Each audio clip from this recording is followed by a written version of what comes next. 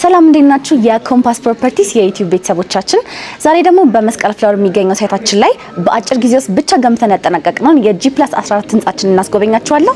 ተከተሉ።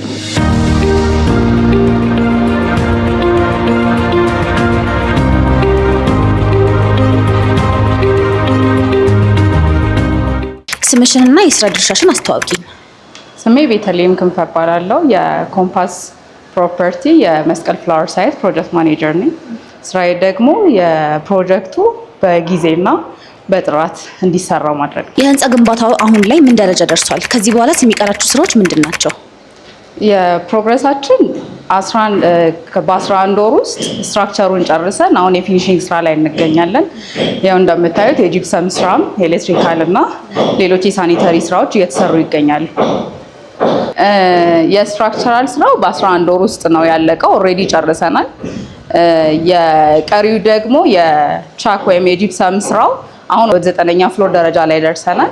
የኤሌክትሪክ ስራው ደግሞ እስከ 13ኛ ድረስ ሂደናል ማለት ነው። ፕላምቢንግ ጀምረናል። ኦን ፕሮግረስ ነው ያለው እሱ። የፓርቲሽን ስራው ሙሉ በሙሉ አልቋል። የሊፍት ቤቶችን እየሰራን እንገኛለን። አሁን ለዚህ ቻናል አዲስ የሆናችሁ ቤተሰቦቻችን ስለ ቤት አዳዲስ መረጃን በየጊዜው ለማግኘት ቻናላችንን ሰብስክራይብ አድርጉ። ኮምፓስ ፕሮፐርቲስ ከሌሎች መሰል የሪል ስቴት ገንቢ ድርጅቶች ምን ይለየዋል? አንደኛው ጥራት ነው። ሁለተኛ ደግሞ የፕሮግረሳችን ፍጥነት ወይም ደግሞ እየተሰራበት ያለው ሂደት ነው። ይሄ ደግሞ ጊዜን ካተረፉ በጊዜ ከተረከቡ ብራቸውን እንዳተረፉ ነው የሚሆነው። ይህን ህንጻ ስትገነቡ የገጠማችሁ ተግዳሮቶች ምን ነበሩ? ይህን ያህል ትልቅ የሚባል ተግዳሮት አልገጠመንም። ነገር ግን እንደ ዓለም አቀፍ የሚገጥመው የዋጋ ንረት ነበረ። ይህም የተቀናጁ ባለሙያዎች ስላሉ በእቅድ የሚመራ ስለሆነ ይህን ችግር ሶልቭ ልናደርግ ችለናል። እንደሚታወቀው ህንጻው በጥቂት ወራት ውስጥ ነው እዚህ ደረጃ የደረሰው እና ለመፍጠኑ ምክንያቱ ምንድን ብለሽ ታስቢያለሽ? ወይስ ይህን ህንጻ ስትገነቡ ለየት ያለ የተጠቀማችሁ ቴክኖሎጂ አለ?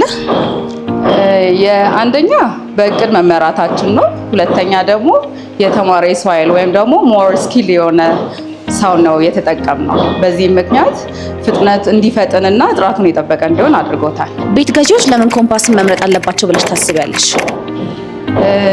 አንደኛ በፍጥነት በማለቁ ነው። ቅድም እንደተናገርኩት በፍጥነት በማለቁ ጊዜን ያተርፋሉ። ጊዜ ደግሞ አሁን ገንዘብ ነው። በመጨረሻም እዚህ ሳይት ላይ ቤት ለገዙ ደንበኞች ማስተላለፍ የምትፈልጊው መልእክት አለ? አምናችሁን ስራውን ስለሰጣችሁን ከልብ እናመሰግናለን። በጥራት ደግሞ ልናስረክባችሁ አሁንም ከእናንተ ጎን ነን። እናመሰግናለን። ለዚህ ቻናል አዲስ የሆናችሁ ቤተሰቦቻችን ስለ ቤት አዳዲስ መረጃን በየጊዜው ለማግኘት ቻናላችንን ሰብስክራይብ አድርጉ።